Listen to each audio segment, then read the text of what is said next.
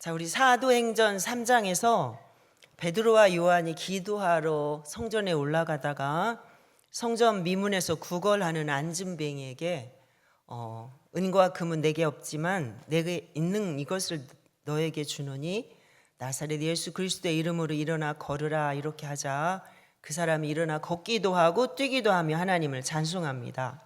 이 일을 보고 놀랍게 여기는 사람들을 향해서 베드로는 기탄 없이 말을 하죠. 이 일을 왜 놀랍게 여기느냐? 우리 개인의 힘으로 이 사람이 일어난 것이 아니라 우리 조상의 하나님이 예수를 영화롭게 하신 것이다.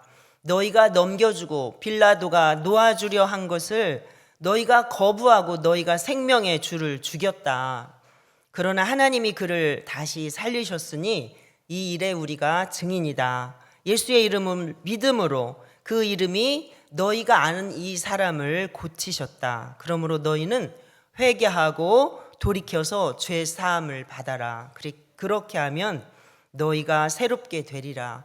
예수님은 너희를 위해서 반드시 다시 오실 것이다 라고 그렇게 베드로가 그 자리에 있는 사람들에게 말합니다.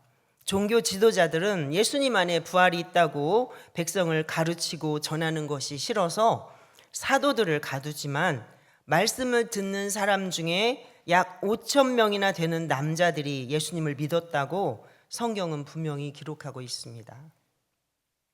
그리고 이튿날에 관리들, 장로들, 서기관들이 모두 모여서 사도들을 세워놓고 묻습니다.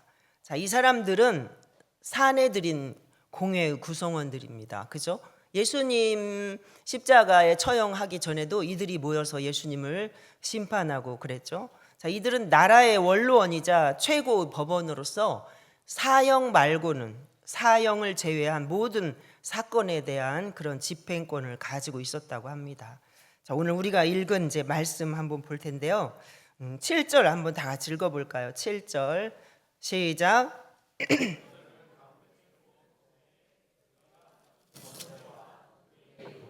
이 일을 행하였느냐. 아멘. 자, 예수의 이름은 사내들인에게는 아주 불경스러운 이름이었습니다. 왜냐하면 자신을 하나님의 아들이라고 했고 예수님께서 하나님의 내가 아들이다라고 말했고 또 이것은 신성 모독에 해당하였기 때문에 그렇습니다. 예수님을 사형에 이르게 한 것도 이러한 이유였는데 예수님의 이름으로 병 고침이 행해지자 사도들을 올가미에 씌우려고 했던 것입니다. 자, 이들은 예수님에게 귀신을 힘입어서 바알세불을 힘입어서 귀신을 쫓아낸다 이렇게 얘기했었죠. 그랬던 것처럼 사도들에게도 역시 귀신의 힘으로 이런 이적을 행하는 것이라 믿고 사도들을 죄인 다루듯 하고 있는 것입니다. 자, 그러자 베드로가 성령이 충만하여 백성의 관리들과 장로들아 하며 큰 소리로 외칩니다. 베드로가 백성의 관리들과 장로들아 하면서 외친 소리를 우리도 한번 읽어볼까요? 9절 10절 한번 읽어볼까요? 만일 병자에게 행한 착한 일에 대하여 이 사람이 어떻게 구원을 받았느냐고 오늘 우리에게 질문한다면 너희와 모든 이스라엘 백성들은 알라. 너희가 십자가에 못 박고 하나님이 죽은 자 가운데서 살리신 나사렛 예수 그리스도의 이름으로 이 사람이 건강하게 되어 너희 앞에 섰느니라. 아멘. 자, 우리가 오늘 신문을 받는 것이 병자에게 행한 착한 일과 또 그가 누구의 힘으로 낫게 되었느냐 하는 문제 때문이라면 너희 모든 자들과 모든 이스라엘 백성들은 알아야 한다. 이 사람이 나온 것은 나사렛 예수 그리스도의 능력으로 말미암은 것이다. 너희들은 십자가에 못 박고 죽였지만 하나님께서 다시 살리신 나사렛 예수 그리스도의 이름으로 이 사람이 완전히 나음을 얻어 너희 앞에 서 있는 것이다 라고 베드로가 그렇게 외칩니다. 자, 예수님을 죽인 것은 로마 통치자들이 아니라 이들을 배후에서 조종한 하나님의 백성인 유대인들이었습니다. 그들은 하나님을 섬기는 일에 큰 혼란과 장애물이 된다고 예수님을 죽였습니다. 그러나 예수님은 다시 살아나심으로 예수님이 하나님의 아들이심을 사도들이 지금 증거하고 있습니다. 자, 베드로는 지금 너희가 무슨 권세와 누구의 이름으로 이 일을 행하였느냐는 물음에 예수 그리스도의 이름으로 했다라고 당당하게 말하고 있는 것입니다. 예수 그리스도의 이름이 너희가 아는 이 사람, 평생 안진뱅이로 구걸하던 이 사람을 예수 그리스도의 이름이 일으켰다라고 말하는 것입니다. 자, 우리 이어서 11절, 12절도 읽겠습니다. 시작. 이 예수는 너희 건축자들의 버린 돌로서 집 모퉁이의 머릿돌이 되었느니라. 다른 이로서는 구원을 받을 수 없나니 천하 사람 중에 구원을 받을 만한 다른 이름을 우리에게 주신 일이 없음이라 하였더라. 자, 이 말씀은 11절 말씀은 너희 건축자들의 버린 돌로서 집 모퉁이의 머릿돌이 되었다라고 하신 말씀은 우리 시편 118편 22절에 있는 말씀을 인용한 말씀입니다. 자, 이 말씀은 메시아에 대한 예언이죠. 그래서 당시 유대인들도 아주 잘 알고 있는 말씀이었고 예수님도 이 말씀을 들어서 자기 자신이 메시아인 것을 드러내셨습니다. 자, 예수님은 건축자들에게 버려진 돌과 같이 너희들이 쓸모없다고 멸시하고 죽였지만 하나님께서는 그를 다시 살리셔서 모든 죄인을 구원하는, 모든 죄인을 살리는 구원의 기초로 삼으셨다고 증거하고 있습니다. 자, 우리 12절은 다시 한번 읽어볼까요? 시작. 다른 이로서는 구원을 받을 수 없나니 천하 사람 중에 구원을 받을 만한 다른 이름을 우리에게 주신 일이 없음이라 하였더라. 자, 안진뱅이를 일으킨 것은 예수 그리스도의 이름이었고 우리를 죄에서 구원하실 수 있는 분도 오직 예수 그리스도 한 분뿐이다. 왜냐하면 천하 사람 중에 구원받을 만한 다른 이름을 하나님께서 우리에게 주신 일이 없기 때문이다라고 베드로가 너무나도 분명하게 선포하고 있습니다. 자, 우리가 전도 현장에 나가면 우리를 구원하실 수 있는 분은 예수님밖에 없습니다라고 우리가 자신 있게 우리가 그렇게 말을 하죠. 베드로가 지금 예수님을 그렇게 선포를 하고 있습니다. 우리를 죄에서 구원하시는 분은 예수 그리스도 한 분이십니다. 인간은 모두가 다 죄인이기 때문에 그 누구도 구원자가 될 수 없습니다. 자기 자신도 결코 구원할 수가 없는 거죠. 자, 우리 이사야서 43장 11절에 보면 하나님께서 이렇게 말씀하셨어요. 나 곧 나는 여호와라, 나 외에 구원자가 없느니라, 이렇게 말씀하셨습니다. 인간에게 구원을 주시는 분은 누구신가요? 구원을 주시는 주체는 바로 하나님이시죠. 하나님께서 구원자로 예수님 한 분밖에는 보내신 일이 없다라고 지금 말씀을 하고 있는 것입니다. 예수님은 바로 인간으로 오신 하나님이기 때문에 그렇습니다. 자, 베드로는 지금 너희들이 못 박아 죽였던 그 예수님만이 우리의 구원자가 되신다고 외치고 있는 것입니다. 예수님이 승천하시고 사도들은 지금 처음으로 이렇게 대적자들과 부딪히게 되었습니다. 그러나 그들은 이제는 더 이상 유대인들이 두려워서, 그들이 무서워서 숨어 다니던 나약한 그런 예전의 사도들이 아닌 것입니다. 누가복음 21장 14절 15절에서 예수님께서 이렇게 말씀하셨습니다. 우리 한번 찾아볼까요? 누가복음 21장 14절 15절. 누가복음 21장 14절 15절. 이렇게 한번 찾으면 잠도 좀 깨죠. 14절, 21장 14, 15절. 다 찾으셨죠? 시작. 그러므로 너희는 변명할 것을 미리 궁리하지 않도록 명심하라. 내가 너희의 모든 대적이 능히 대항하거나 변박할 수 없는 구변과 지혜를 너희에게 주리라. 아멘. 예수님께서 제자들에게 약속하신 대로 사도들에게 이렇게 친히 말씀을 주셔서 두려움 없이 담대하게 부활하신 예수님을, 그리스도의 능력을 지금 증거하고 있습니다. 예수님을 못 박아 죽인 사람들과 또 그 예수님을 전하는 사람들의 차이가 무엇일까요? 누구는 예수님이 죽음에서 부활하신 우리 구주다라고, 우리의 구원자다라고 그렇게 외치는데, 누구는 그 예수님 증거하는 사람들을 죽이려고 핍박하고 막 이렇게 하잖아요. 그것은 바로 예수님이 죄인들을 위한 유일한 구원자라는 사실을 믿느냐 믿지 않느냐의 차이인 것입니다.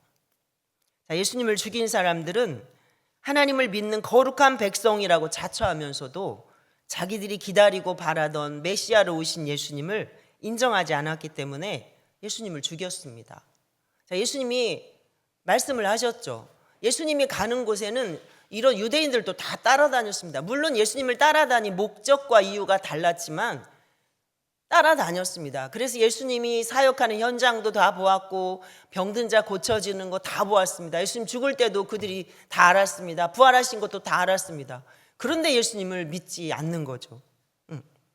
예수님께서 말씀을 하셨어요. 너희가 성경에서 영생을 얻는 줄 알고 성경을 그렇게 연구하고 묵상하고 암송하고 하는데 그 성경이 바로 누구에 대해서 기록한 거다?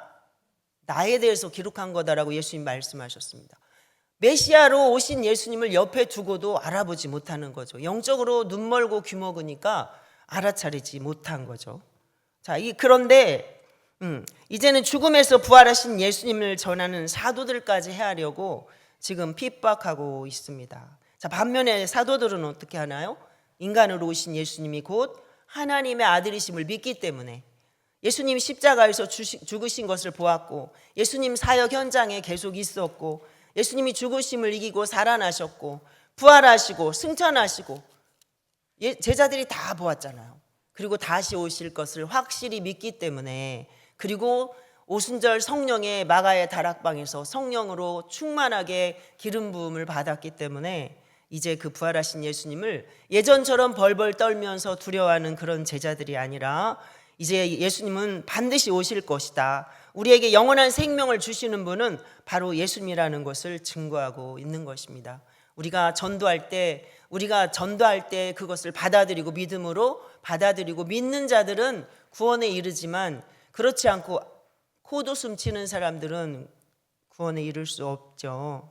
자, 아주 재밌는 예화가 하나 있는데요. 제자반할 때 사용하는 그 예화들인데 오늘 우리 한 주간 또 고난주간이고 또 전도팀 내일부터 전도 시작하기 때문에 가장 적절한 예화일 것 같아서 제가 가지고 왔습니다. 자, 어느 시장통에서 약장사가 목이 터져라 약을 팔고 있고 다른 한쪽에서는 전도사가 신약과 구약을 팔고 있습니다.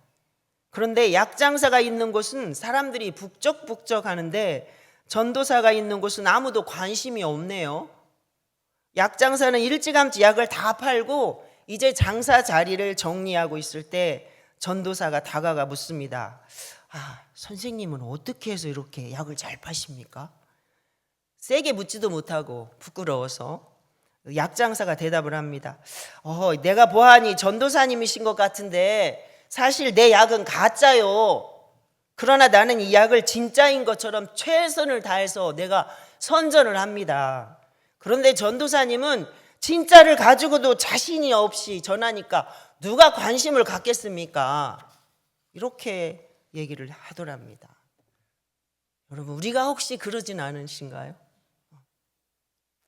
자, 이 세상은 가짜가 얼마나 판을 치는 세상인지 모릅니다. 포장이 진짜와 비슷하다고 해서, 포장이 화려하다고 해서 선전을 그럴듯하게 한다고 한들 그 약이 병을 고칠 수 있겠습니까? 그것은 가짜 약인데. 복음도 가짜 복음이 많이 있습니다.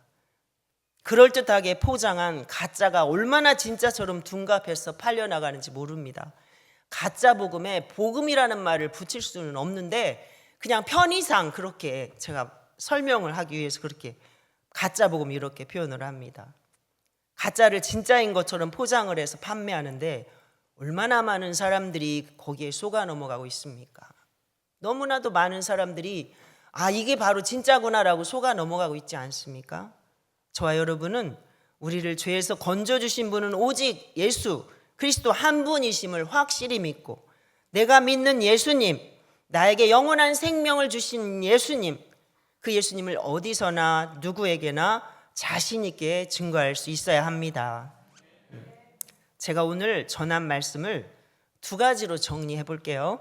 자, 첫 번째는 유대 지도자들은 사도들을 박해해서 복음 전하는 일을 막으려 했지만 베드로와 예수님의 제자들은 그것을 오히려 복음 증거의 기회로 삼았습니다.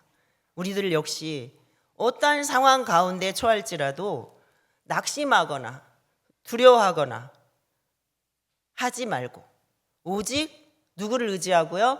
성령님을 의지하고, 성령님이 역사하셔야 담대히 복음을 전할 수 있지 않겠습니까? 성령님을 의지하여 복음을 전하는 기회가 될 수 있어야 합니다. 자, 또 하나는 예수 그리스도만이 우리의 구원자, 유일하신 우리를 구원하시는 한 분이라는 것을, 그것이 사실입니다. 오직 예수님만이 하나님께서 보내주신 구원자다. 예수 그리스도 외에는 다른 이름을, 구원받을 만한 다른 이름을 우리에게 주신 일이 없다라고 분명히 말씀을 하고 계십니다. 왜냐하면 천하 사람 중에 아무도 죄가 없는 사람은 없기 때문에 그렇습니다. 자, 이번 주 한 주간은 우리의 죄를 대신해서 고난을 당하시고 기꺼이 죽임을 받으셨던 그런 기간입니다. 예수님께서 그렇게 혹독하게 고난을 받으시고 자신을 십자가에서 내주셨습니다. 누구든지 그 예수님을 믿기만 하면 죄를 용서받고 구원에 이를 수 있도록 하기 위해서 예수님 그렇게 하셨습니다.